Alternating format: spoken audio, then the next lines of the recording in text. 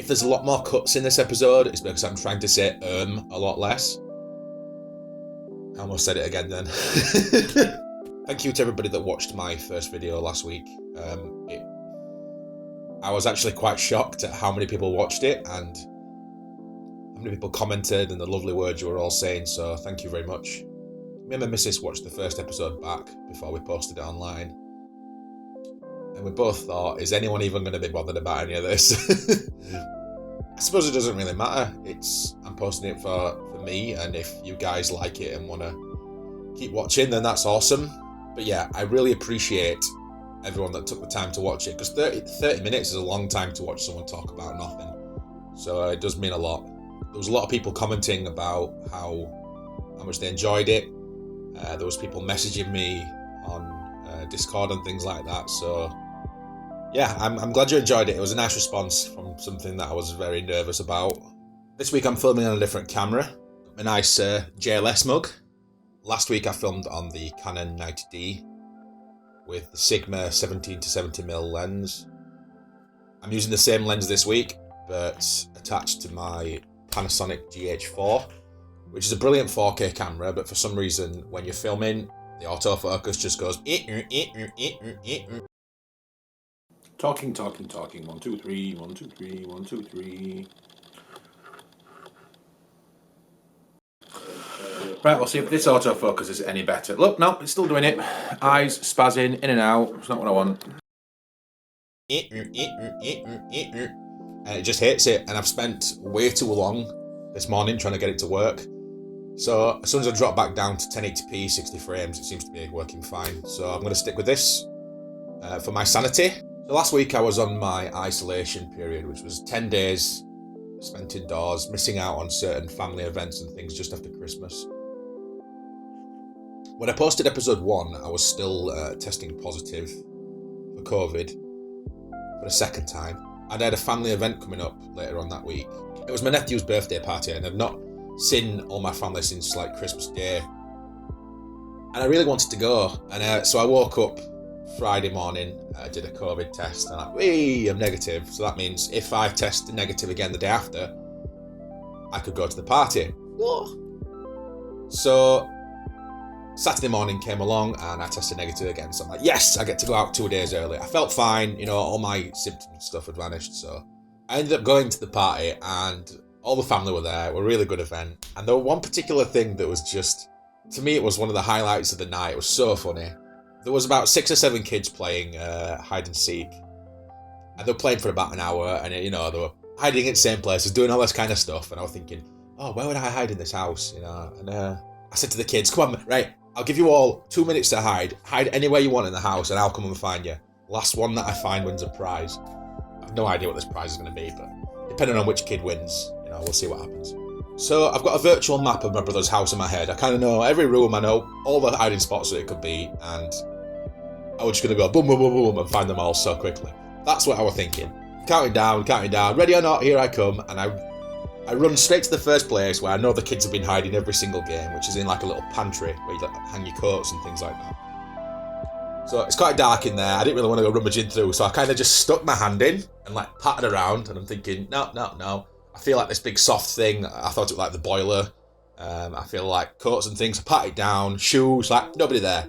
Go into the living room, find one of the kids. Go upstairs, find them all. And there's 2 missing. I'm thinking, I've looked in every single room. There's 2 kids missing, and one's the oldest and one's the youngest whose birthday it were. I'm thinking, where the chuffing hell can these kids be? And I searched the house like 3 times over. And I was at the point of giving up. And I thought, right, I'm gonna do every room one more time. So I went into the pantry thing when I went right at the beginning. And I started patting around again. I'm thinking, is that a boiler? And I suddenly start hearing this laughing. And it's my younger brother, he's like 15. And he starts wetting himself. And he just jumps out and I'm thinking, oh my God. And they're in there all the time. And it was so funny. It was just so daft that the first place I looked. And it was saying that when I was slapping his back originally, trying to feel around in the cupboard, that it tried his best to stop himself from laughing, but it just couldn't help it. Then we came back here after the party. My daughter stayed over. We had a good time. It was a good laugh. So in last week's episode, I slightly mentioned my burnt hand, which I'm going to try and explain now. So last week I was filling up my missus's hot water bottle, which we call the hot meter bottle. It's a metre long hot water bottle. My missus absolutely loves it. And I always fill it up. I just hold it in midair like that. Fill it up with the kettle, done. But last week I decided to hold it on the side like that. It was on the side. And I'm holding the funnel and I'm filling it up thinking, surely all the water will just go down and do its thing. And then as I heard the water go to the top, and as I pulled it up, the water shot to the bottom and then shot back up, and it poured all over my hand and just basically coated my hand in boiling water. And I ended up screaming and dropping the thing, which made it splash everywhere else. And I dropped the kettle, it was just boiling water everywhere. And it doesn't look that bad now, but last week it was genuinely one of the worst things ever. I had to do an entire 12 hours animating with my hand in a jug. And it was just, all the shortcuts and stuff require two hands. You need to control, alt, shift, things like that. And then you're pressing F9 and things all the time, and you've got your mouse, and it was just the worst. So the reason I didn't talk about it last week is because I filmed that segment at the back end of the footage that I recorded last week. And I must have sneezed or something, because that entire portion of video had a massive dangle of snot just there in my beard. And I didn't notice. And I thought, I can't put that on the first episode. It's been a pretty decent week, to be fair. So Monday was a fun day. I decided to do a stream Monday morning, just playing a bit of Witcher 3. I've got some mods on that made Geralt look like Henry Cavill in the Netflix series. Who's Johnny? Who's Johnny? Johnny ate a cat. Come the more in some furry shat. What's your language? The stream was great. There was a lot of people coming in, resubscribing from before I took my break. But the one thing that weren't great is the amount of people that knocked on the door and interrupted me. The first person was like a collection woman that comes and picks up parcels from Next. And it wasn't even for me, it was for the person that used to live here, and she's not changed her address yet. So I think it's happened about 4 times over the last week, and I keep messaging her saying, please change your address, please change your address. A little later on from that, there was a electricity salesman, utilities guy. And this weedy little dude, it was definitely his first job ever. But you could just tell these snakes from a mile away. They were born to just manipulate. And he knocks on the door, I open the door, and he goes, hey man, I'm here with my buddy across the way, talking to your neighbour. I don't know why he's American. So this guy knocks on the door, I answer, I'm like, hi. I always try to be polite, but God, when they just do your head in so much. So he's like, yeah, have you heard about the recent increase in energy prices? no mate, I get my power for free. Well, I can guarantee you today that we can get you discounted electricity, discounted gas prices. I said to the guy, okay, we're with Octopus or whatever it is, Octopus Energy, and I think we pay like £110 a month, something like that. Well, we can do it for you for £100 a month. I'm just looking at this guy, I'm like, I said I'm in a work call and I have to go, but I'm very happy with the current provider, thank you very much. And I can hear this guy talking to my next door neighbour in front of his dog, giving the exact same speech, and I'm just thinking, God damn it, go away. A little later on then, I'm streaming again, and I hear this clinking on the back of the window, I'm like, what the And the window cleaner had come a day early. He always comes on the same day, he always comes on the 13th of the month. I remember it's the 13th of the month because the day we bought the house was on the 12th of the month, and the day after, I remember walking round to my back garden and just seeing this guy starting his ladders in my back garden having a fag. I'm thinking, hello. And he's like, alright pal, oh sorry mate, I'm here the window cleaner pal. So I'm talking to him and I'm like, oh, so how often do you come then? He's like, oh, I come every 2 weeks. I'm like, well, I don't really want my windows cleaned every 2 weeks, man. So if you come, so we make it every month. And to be fair, I think every month is a little bit too often for your windows cleaning. I mean, they're just windows. Anyway, he's a local lad, and it's only a fiver, so I just thought, he's doing his rounds, he's part of the village, and that, I might as well be nice. Then later on that day, we had the washing machine repairman come in to fix our washing machine. And our washing machine, it's getting me angry thinking about it. Our washing machine has got a life of its own. It does what it wants, right? It's one of those Candy Simplify washing machines. Simplify. It's like a Wi-Fi washing machine. You can use your phone to set it off when you're away. You know, you'll come back and your washing will be done. Yeah, you know, technology.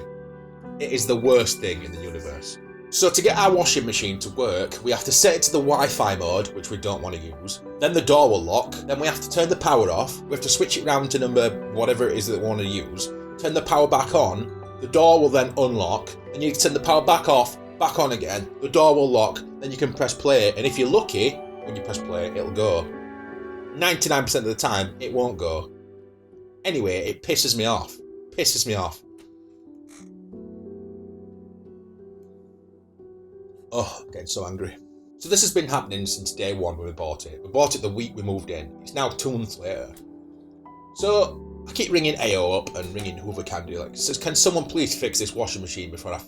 So they send an engineer out, okay? This guy comes through, he knocks on the door. He's really, really nice. Comes in, I'm like, do you want a cup of mate? No, it's alright, thank you. It makes me a little bit, you know, ooh. I'm like, what does that mean? So we sat talking in kitchen, and he's like trying to press his buttons. He's got the whistlest nose in the universe. I've got quite a whistly nose when I'm not paying attention, but Jesus Christ, it was like a steam train. Anyway, so this guy is like, he's got his phone out and he's like pressing buttons and stuff, trying to get it to work. And then he stops and he says, do you know how to get into service mode? And I stopped and I thought for a little bit, like, do I know how to get into service mode? You're the service man. What? So I'm like, no, do you want me to look through the manual and try and find it? But I don't understand why it'd be in there, but I can have a look. He's like, no, mate, yeah, I can sort something out, it's fine. All right, no worries. So he spends about 45 minutes tiddling? 45 minutes messing about, pressing buttons, trying to get it to work. And it doesn't do anything. Basically, it says the circuit board is knackered and it needs a new one. So I said to the guy, I just want a replacement. I don't want it fixing. I don't want to wait ages. Can you just tell him I want a new one? He goes, yeah, okay, I'll sort that for you, mate. So I'm like, yes. So he gives me this recall number thing, and then I've got to ring AO up, and I ended up getting a better washing machine now, which is coming tomorrow. Can't wait for that. So our year of eating better and drinking better obviously didn't last very long. I got steaming on Saturday, and then on Tuesday, me and my missus went for a walk. We'll have a bit of exercise, which is a long walk. We'll do about 2 hours walking, but we'll break it down with some pubs, and we'll get a little meal just before we come back. Nice one. So she finishes work, gets home for about 6. We set off walking, and we go to a pub here, mile down the street, another pub, mile down that way. We tried to go in like a big triangle and come back, and it gets to about 7:45, and we get to this pub. I'm thinking, oh my god, this menu looks absolutely mega. Jess wants these like potato skins with bacon and cheese and these bits on it. I wanted this super light burger stack thing. I was absolutely craving it, and plus I just had like 5 pints of Guinness, so I got the munchies a little bit. I was ready to just, destroy some proper nice food after a long walk and some pints. The menu said that they stopped serving at 8 o'clock. And we got there about 7:30. We start looking through his meal and we pick the stuff, and I walk over at about 7:45. I'm like, oh, we're going to order his food. We stopped serving food. But it says 8 o'clock and it's 7:45. Yeah, we stopped serving food. I'll go double check for you, love. Yes, please, thanks. I'm really hungry and there's nowhere else open. Please? Yeah, we stopped serving food. Okay, nice one. So we go hungry. We walked home, had some food at home, but it was just shit. If you're going to say you serve well 8, serve well 8.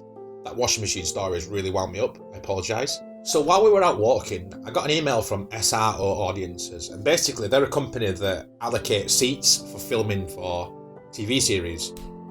And these tickets and stuff don't cost you anything. It's basically you get put into a pot and then people are pulled out randomly. So in my semi-drunken state, I'd applied for audience tickets for a TV series called Hypothetical, which is hosted by Josh Widdicombe and James Acaster, which me and my missus really love both of them. They're so funny. Every time we've watched them on Taskmaster, we've absolutely loved them. So I'm looking at these tickets and it says, if you're successful, the filming will be next Wednesday, 2:30pm in London at Pinewood Studios. And I'm looking at Pinewood Studios on the map thinking, oh my god, this is like creative guy's dream, just to go and walk around Pinewood Studios and see how everything's done. Look at all the equipment, look at the setup, the audio, everything. So I got this email yesterday saying, boom, you have been successful. So it looks like we're driving to London to see the new season of Hypothetical being filmed. 3 hours there, 3 hours back, not too bad. So my contract's not over. I spent 15 hours on Wednesday working. I was so tired.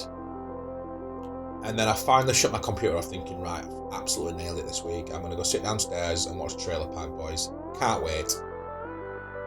I get 3 minutes into an episode, boom, Virgin Media goes down. It's now Friday at 2 minutes past 2 and we still haven't got any broadband. So I'm having to tether from my phone all the time and it sucks ass. I got a text message from Virgin Media saying, hi, it's Virgin Media. We're carrying out essential works in your area on Thursday the 20th of January to improve your services. Sorry for any possible disruptions on the day. On the day? That's in a week's time. That's next Thursday. So if I'm not live, if I can't post this video, if I can't do anything, blame Virgin Media. So I'm going to do a bit of a story time just to lighten the mood. So before Christmas, I was doing a shift at the bottle shop and we were having a really good time. There were lots of people sat at the bar talking to me, buying me drinks, having a good laugh. And this one guy came in, it was a German guy, and I absolutely love German people. One of my close friends is German. I've been to Germany twice, I absolutely love it. So this German guy is really nice, he's really funny, but he's very, strange. He kept telling these jokes every now and again, and we'd look at each other just like, is this guy real? Towards the back end of the night, he'd had quite a lot to drink, and so he starts rummaging through his wallet to get his card, to pay his tab before he leaves. I like to do this joke every now and again with customers, especially if we've been talking for a while and we've had a bit of a laugh. And they give me the bank card and obviously try to pay, they put the card in, beep, beep, beep, and it prints out a receipt. And I'll go, insufficient funds. Obviously, if there's people stood around you, they'll look at him, they'll think, he gets quite embarrassed. He's like, and everyone's laughing. I'm like, oh, I'm only joking. It's gone through fine. And he genuinely looked angry.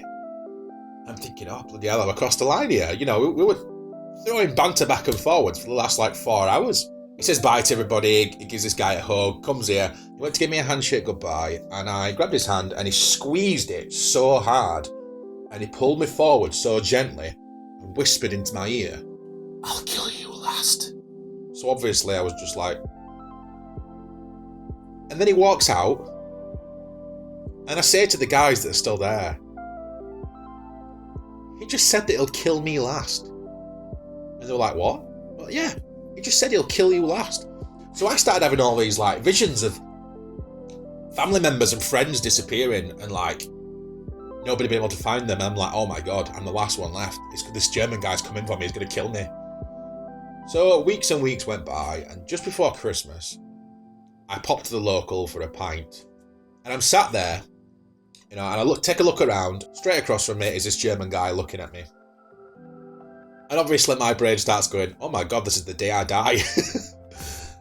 And so he comes over, he sits with me, and he has no idea who I am. It was absolutely so drunk that first night, he'd completely forgot me. So I'd spent weeks thinking, I might die. We had a really good couple of hours chatting. He was a really nice guy, and he completely forgot who I were. So, for this next week coming, I have a new washing machine being delivered tomorrow. I have a friend coming round on Monday for a big FIFA session, where we're going to be drinking these two Northern Monk spirits that have been distilled.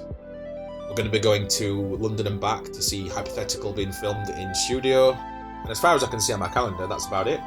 So next week could probably be a short one. I might do a bit of filming while we're going down to London and back. We'll see. I might take my drone. I don't know. After thinking about that show, Hypothetical, it's made me think... it'd be good for next week's episode if you guys ask me some questions in the comments or over Discord or whatever. They can be as daft or as random as you want them to be. And hopefully there'll be some good stuff there, and it will fill a bit of the time, seeing as though my calendar is quite empty. Anyway, that's everything from me this week. Make sure you do all the liking, subscribing, commenting and all that kind of stuff. It's much appreciated. I will be streaming over on Twitch if Virgin Media will pull their finger out. Thank you everybody, and see you all next week.